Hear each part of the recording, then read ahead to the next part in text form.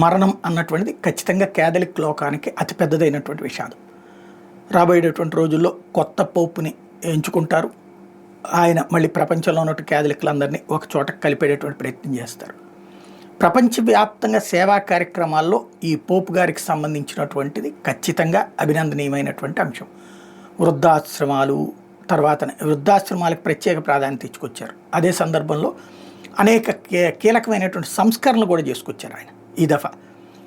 LGBT community విషయంలో కావచ్చు, వృద్ధుల విషయంలో కావచ్చు, అట్లాగే క్రైస్తవ సమాజంలో జరిగినటువంటి కొన్ని తప్పుల్ని సరిదిద్దేటటువంటి ప్రయత్నం చేసుకొచ్చారు. భవిష్యత్తులో అట్లాంటి తప్పులు పునరావృతం కాకుండా చూసుకొచ్చే ప్రయత్నం చేశారు. అట్ ద సేమ్ టైం మూఢనమ్మకాలని ప్రోత్సహించలేదు. ఏదైతే ఇప్పుడు కొంతమంది మన దగ్గర ఆయిల్ రాస్తే బాగుపడిపోతారు, లేకపోతే చచ్చిపోయే శవం అయినా సరే చచ్చిపోయిన తర్వాత కూడా బతికొచ్చారు, ఇట్లాంటి తప్పుడు ప్రచారాలు చేసేటటువంటి దాన్ని ఆయన ఎంకరేజ్ చేయలేదు. ఇక్కడ జరిగిపోతున్నాయి, అది మన మీడియా సాక్షిగానే ఉన్నది. కానీ ఆయన మాత్రం అట్లాంటి తప్పుడు ప్రచారం చేయలేదు, బాధ్యతాయుతంగానే సాగారు. ఆయన ప్రస్తుతానికైతే మరణంతో ప్రస్తుతం ప్రపంచవ్యాప్తంగా ఉన్న క్యాథలిక్లందరి ఇళ్లలో కూడా విషాదం నెలకొని ఉంది. భవిష్యత్తులో మరొక పోపు బాధ్యతలు స్వీకరించేదాకా కూడా ఆ విషాదం కొనసాగుతూ ఉంటుంది.